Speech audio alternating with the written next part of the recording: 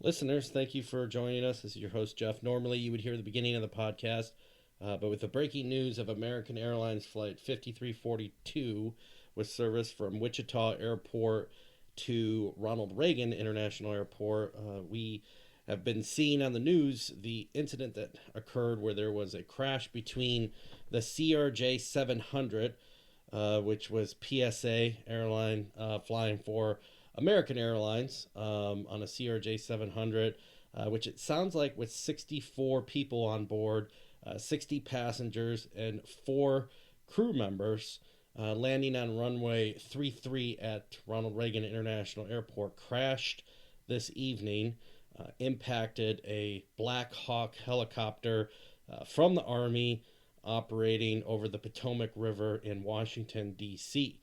We've been seeing the same reports that everybody has since the incident was starting to be reported. If you get online, you can actually see a fireball in the sky. And I just listened to the air traffic control audio. It sounded like they gave some instruction to see the helicopter. I heard reports online. It looked to me like the CRJ 700 impacted the Black Hawk helicopter, but I also heard reports that the Black Hawk helicopter flew in behind the CRJ 700. But from what the reports are saying, the CRJ 700 was around 300 feet above runway 33 on approach into Reagan. And this helicopter potentially was on a VFR approach, not, at least from reports, broadcasting their ADS-B or surveillance equipment, so the CRJ 700 potentially could see it. If you listen to the audio in the tower, it's hard to tell if there's alarms going off in the background or if they just saw it and then somebody, I'm assuming a pilot, says, "Did you see that?" Or maybe somebody else working either ground control or clearance or something. But you can hear that in the background as well. It's kind of someone saying, "Hey, did you see what just happened there?" Obviously, this is the first major accident in the United States involving a commercial airline since 2009, which would have been the Colgan Air accident, which we've talked about on this podcast before, which created the 1,500-hour rule, which was icing. And then Ronald Reagan Airport, we've mentioned some of the accidents and incidents that have happened at this airport before. A very constrained airport, not the busiest airport in the United States, but the busiest single runway in the United States. I shouldn't say that, it's not that it's just one runway airport, but their main runway is used more than any other commercial service airport in the United States, in a very tricky airport, obviously because of all of the national security of the Washington Mall being right there, the White House, the Capitol. If you're ever in D.C., you can see the pilots really bending and turning to get into this airport. There's the 1,250 mile rule where aircraft operators can't be outside of that. And it's just all these security restrictions that are going in and out of Reagan, which, as you know, came about from 2001.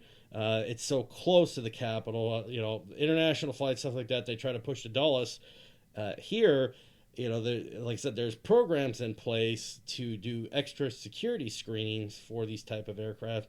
In this incident, it very much looks like potentially, like I said, we're going to err here on the side that we don't know, but it could be a potential air traffic control issue. It is very complicated airspace. Unconfirmed reports right now that this Black Hawk that was on a VFR approach, again, that's unconfirmed, also had a dignitary potentially on the aircraft. That's at least a VIP. Those are unconfirmed at the moment as well. And there is search and rescue going on. The governors of both Maryland and Virginia have offered their state police officers. So obviously our thoughts are with everybody that's involved. Sound like 3 on the Black Hawk helicopter and 60 passengers and 4 crew members on the CRJ 700 from Wichita, which is actually a newer flight. Wichita Airport is the Eisenhower Airport, Dwight D. Eisenhower. This route started, I believe, actually on January 8th of last year. So this route's basically just a year old. And we've seen this.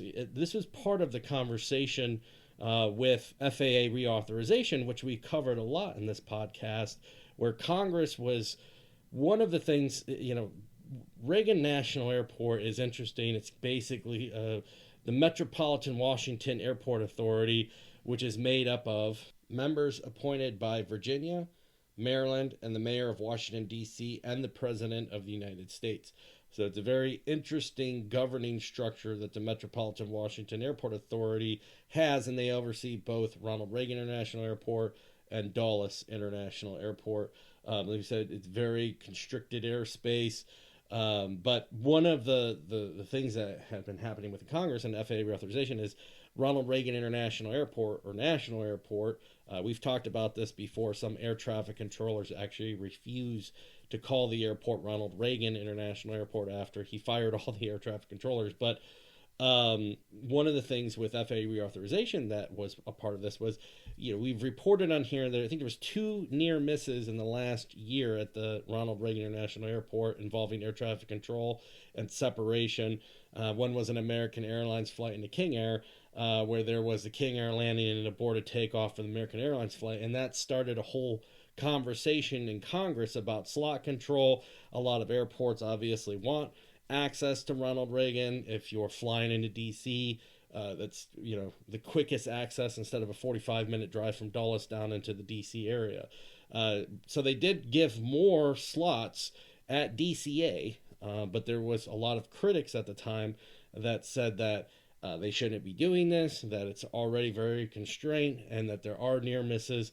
And so it's, I'm not claiming here, obviously, that has anything to do with this, but I'm sure those sound bites will be out there as we continue to review this accident and kind of move forward. But this was a big conversation during FAA reauthorization about adding more slots. The Wichita flight was not part of the new flights that were entered into the slots at Reagan. Those went to the carrier of Alaska from San Diego to Reagan, on American Airlines from San Antonio, Delta from Seattle, Southwest from Las Vegas, and United from San Francisco. Now, you're hearing earlier about the 1,250-mile restriction. These are something that lifted that restriction as part of the FAA reauthorization. Again, not necessarily pointing that this is something to do with it, but when you hear about the complexity of the Ronald Reagan International Airport, it's just something to put in context that part of these conversations through FAA reauthorizations, which we covered a lot on this podcast, had to do with the Ronald Reagan Airport and slot restrictions.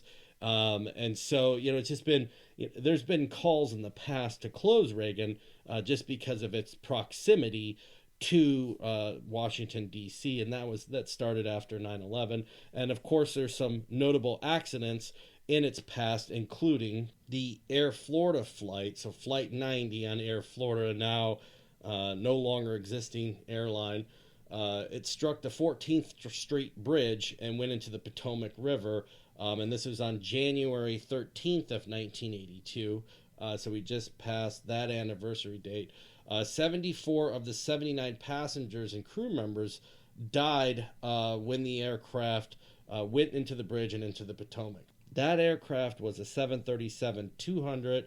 And beyond what we kind of were seeing here in the initial reports, the National Transportation Safety Board determined in that accident the cause was pilot error. The pilot failed to switch on the engine's internal ice protection systems, used reverse thrust in a snowstorm prior to takeoff, tried to use the jet exhaust of the plane in front of them to melt their ice, and it failed to abandon the takeoff after detecting a power problem while taxiing and having ice and snow buildup on the wings. So besides being in the Potomac River, and it's probably similar to what's happening here with the CRJ 700, it's just something to reference that there have been accidents at the airport before. And further, we talked about this is very constrained airspace, and there was a lot of conversation about that, and due to the fact that there's been near misses with air traffic control at this airport over the last couple of years, brings us to now, unfortunately, this accident, which, again, we reserve everything to kind of say we don't know what happened exactly here, but piecing this together right off the ground, looking at reports coming in, it sounds, obviously, it's a mid-air collision, but beyond that, Is it air traffic control? Was it the pilots? Was the ADSB not reporting? As we know from this podcast, usually an accident is a series of events. So I wouldn't be surprised if there was a series of events that kind of culminated together basically to cause this accident. Again, we will continue to see the reports that come out and bring those details to this podcast here so we can continue what we try to do with this podcast is learn from incidents and accidents, as we talked about here before, keeping kind of that flight situational awareness, using everything in your kit. It's hard to believe an accident like this could happen if you look at it on face value of what you see, where this midair collision at a very sophisticated airport in the nation's capital. But obviously, there's a lot of special air missions that happen. Our last podcast, we were talking about Air Force One. So we have, Andrews Air Force Base there. I fly into Reagan quite often. Honestly, I'm kind of the same as everybody else. If I have a choice between Dulles and Reagan, I'm going to hit Reagan every day of the week, just because I'm usually there for legislative meetings, and I'd rather just be 15-minute, 20-minute drive from Reagan to downtown. So there is a huge convenience factor with Reagan, but obviously, again, it is when you're coming in, it's such a severe kind of turn to get away from those protected areas around DC. When you see like the Washington Monument, if you're down there by the Jefferson Memorial and you're watching the approaches come in or departures out of DCA, you can see just what the pilots have to do really to get in and out of here. And then the Potomac is just a swarm of helicopter activity due to all the functioning of the federal government within the Washington, D.C. area. So it's just a very complex airspace. Can't stress that enough. But just, as the crews are out there searching, like our thoughts are with everybody that's on the aircraft. Unfortunately, you see an incident like this. And, as all of us know here, if you pay, any attention to aviation, and we talk about all the safety that goes into it. And when I go flying, you very rarely get second chances in aviation. And so, like in this case, I would find it hard to believe that there are survivors. But, obviously we'll keep our everything in our thoughts that potentially they could find someone or multiple people that survived this. The weather in D.C. has been warmer. I think it was 55 degrees today, but the river is still very cold. It was just frozen, so it's right at that freezing point. I think from what I've been hearing, probably average person in the water exposed less than 20 minutes. So it is, you think about what we all do on a day-to-day. We get on flights, we go, and it is still obviously the safest transportation mode. And, we've talked about it on this podcast, but I think anybody that's maybe younger who are our listeners, maybe this is something that's obviously newer to you, if, especially if you're younger, from the Generation Z people, this is unique. Commercial airliners this day and age don't really crash. Like I said early on, the last commercial incident we had in a crash was Colgan Air in 2009. And so, for back then, every 3 years, you basically saw a commercial airliner crash. And as we highlight in this podcast, that doesn't include general aviation. There is accidents daily with general aviation, but commercial 121 scheduled airline service, which the CRJ 700 under PSA that's flying for American Airlines would be operating as, very rare, doesn't really happen anymore. So to see an accident like this, I think kind of takes all of us back and makes you kind of reflect again on not taking for granted all the safety advancements that we have made, to the point really where this is completely unheard of to see an accident, an incident like this. But when I was younger, like I said, you were almost conditioned because it was more frequent.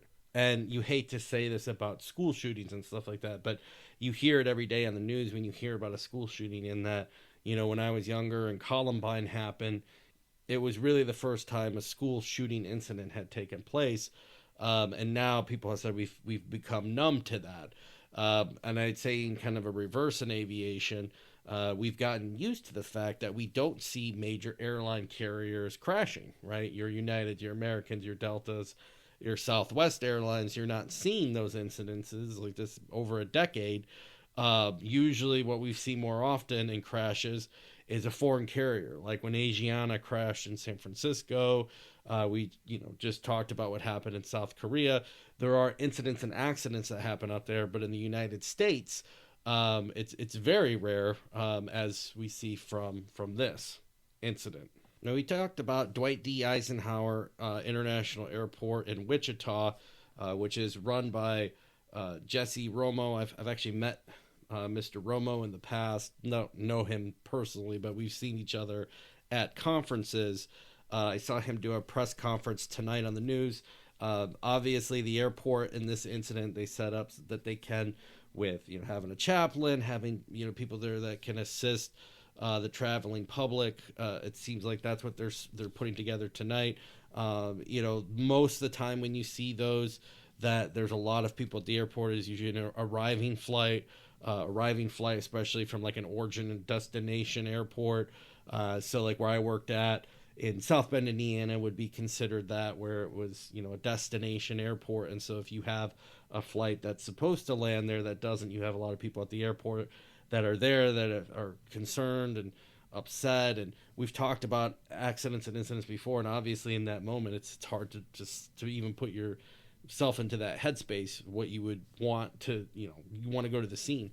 There's that accident that happened at the O'Hare Airport in 1979 where a McDonnell Douglas DC-10 crashed off of departure from O'Hare on runway 32 right. And at the time, if you watch any of the old recreations, they actually interview a boyfriend of a female who was on the aircraft when it departed, and he saw it crash, and he just took off running over the airport fence line towards the accident. And that's kind of our instinction, right? If there's people that we love that are hurt or potentially hurt or something that's happening, you want to go and rescue. And I think that's a lot of the fear you see with flying too, right? Is you're not in control. When you're in your car, even though it's a lot more dangerous, you're in control, you're driving. When you're in the back of the plane, you don't have much control. You have the faith on whoever's up in the flight deck for that particular flight. And so you see kind of that psychological side to this. So saw that they were setting this up in Wichita for family members. I don't know how many of them would be there. Like I said, especially on a Wednesday to Friday flight. This is a flight that you could pretty much see me take just out of the Chicago region, probably going out for business this time of year, especially in Washington, D.C. You're probably talking a lot of business-oriented people that are coming and going from Wichita, probably to D.C. To come back maybe on a Thursday or Friday flight. Couple day visit. That's usually what you see in DC, right, when you're on business, and then back home. So I would assume a lot of these people are probably traveling for that type of activity. So, looking at the chart supplement and looking at sectionals over the Dwight D. Eisenhower Wichita Airport, these are pretty standard Midwest airport, lots of space, has some old runway configuration, not that's necessarily wrong. It just was designed certain ways back in the day that the FAA doesn't necessarily recommend anymore, like runways intersecting at an angle.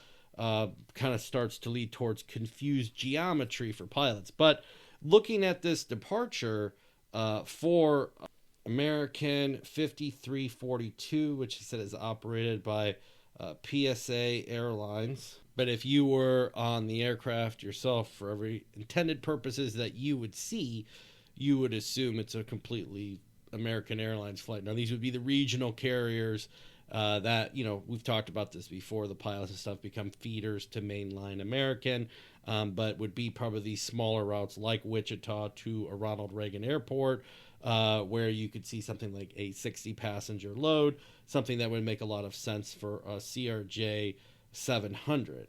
American Airlines Flight 5342 was scheduled to take off at 5:18 p.m. from the Wichita Dwight D. Eisenhower International Airport. Was scheduled, like I said, 5:18, took off at 5:22 from Gate 7, and was scheduled to land at 9:03 p.m. at Washington Reagan International Airport. Actually was on a little bit ahead of schedule at 8:47 p.m. Was intended to go to gate D44B in Terminal 2.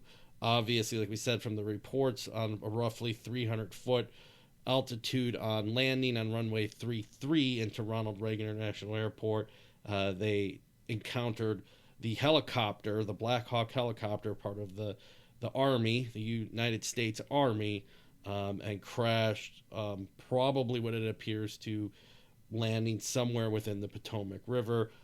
Currently, search and rescue underway. We touched briefly on this because we talked about the Wichita Airport. The Ronald Reagan International Airport actually has 3 runways. Its longest and kind of the workhorse of the airport is runway 119, which is 7,169 feet by 150 feet in width. And then this would be runway 33 and runway 15, which is 5,204 feet by 150 feet wide, with EMAS on both ends, which we've talked about EMAS before, which is the Engineered Material Arresting System. At least from the videos that we've seen online, the aircraft never even made it to the end of runway 33, where the Engineered Material Arresting System is installed. Obviously, the Ronald Reagan International Airport is on the Potomac River, so the end of runway 33 is the Potomac River.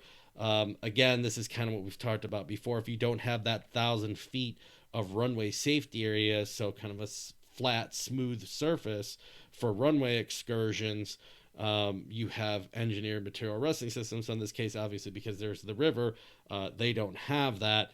Having engineered material arresting systems, though, potentially what we talked about before with Florida Airlines Flight 90, where they had the excursion, something like engineered material arresting systems could have been that last kind of hope to slow down and stop the aircraft and potentially save more lives. We talked about a little bit early on about the special security protocols going into Reagan Airport, but there's a bunch of them. It is restricted flight zones. You have to have certain things to even operate into that airport. It is predominantly an air carrier airport.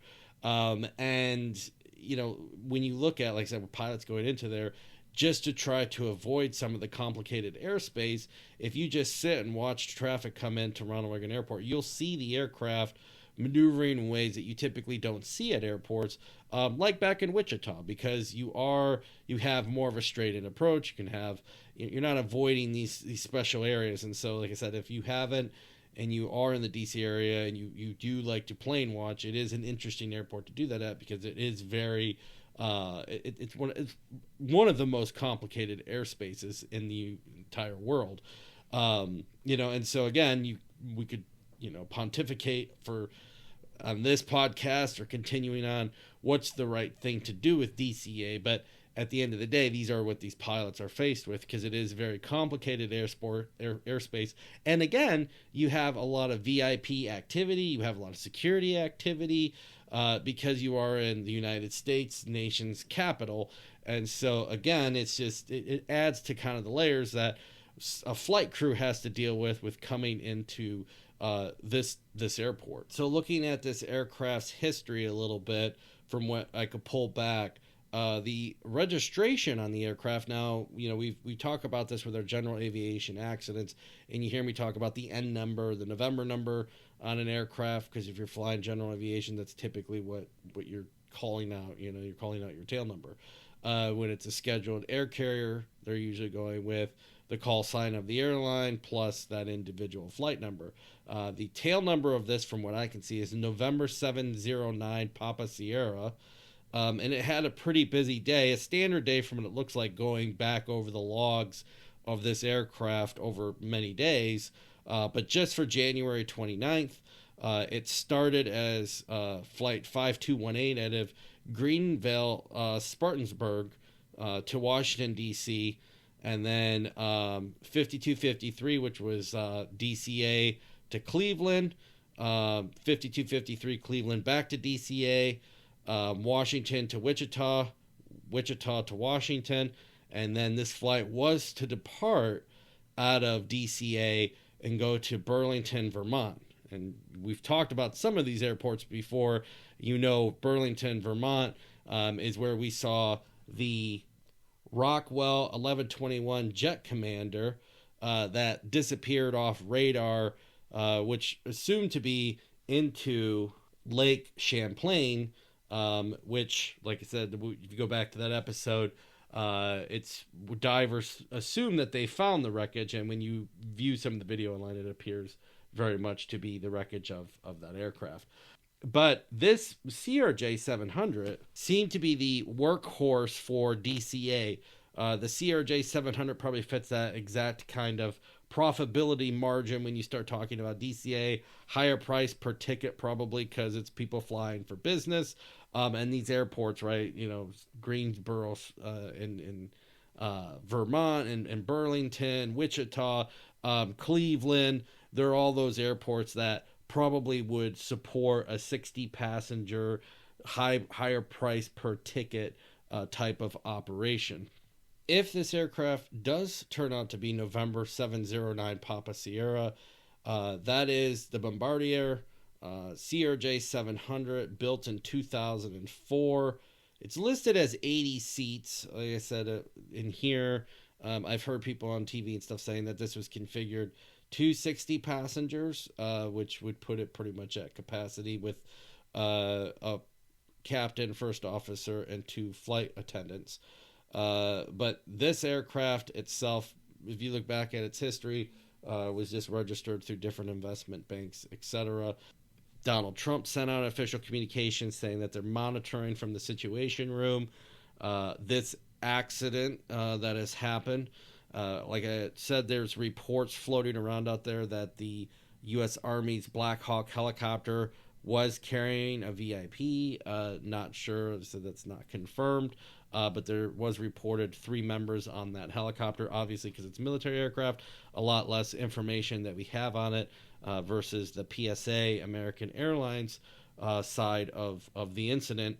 But he did say that they're monitoring the situation and that their thoughts and prayers go out to the family members and thanking the rescue workers, which if you get on and watch any of the news reports right now, it's loaded on both sides of the Potomac River.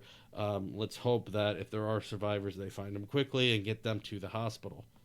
I did see the U.S. congressman that represents the Wichita area, Ron Estes, Kansas 4th District.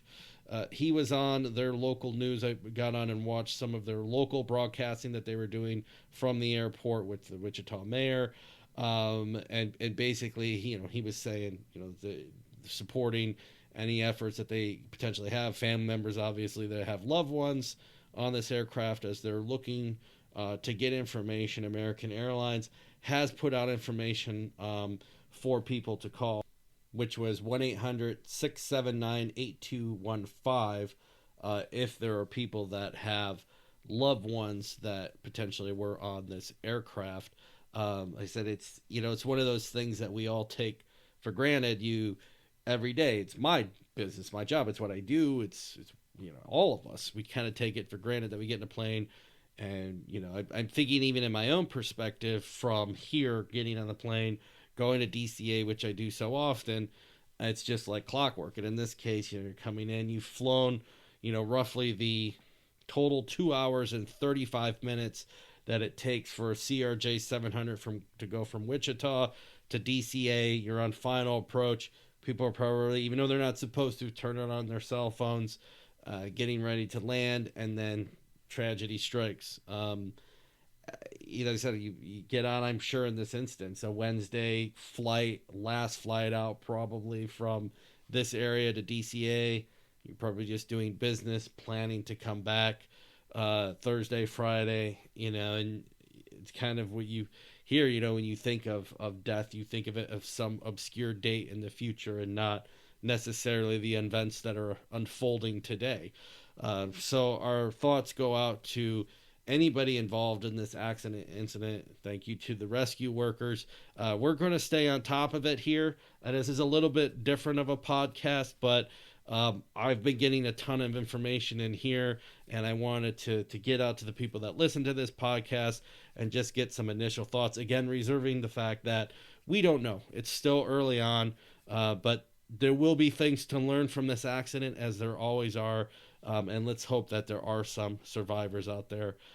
So I will talk to you, all of you, soon. And like I said, we're not doing at least this episode in our normal format. So we will talk to you soon. Thank you, everyone.